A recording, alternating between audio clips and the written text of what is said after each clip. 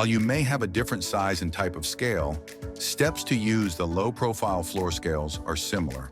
To weigh, turn the scale on and place an item on the scale. Press the units button to change from pounds to kilograms.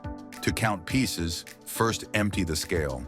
Press the count button and then press 0 to select a sample weight of 5, 10, 20, 50, 100, 200, or 500 items.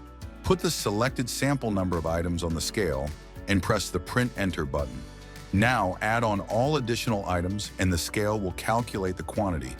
If you prefer to use a container or skid for collecting items, you must first subtract its weight from the sample weight. To do this, first place the empty container on the scale and select Tare to set the scale back to 0.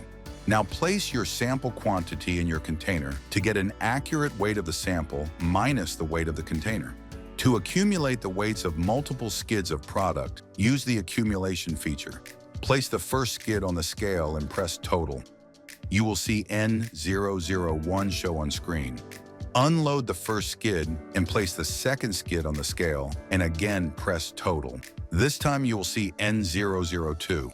Continue this until all skids are entered and then press Total.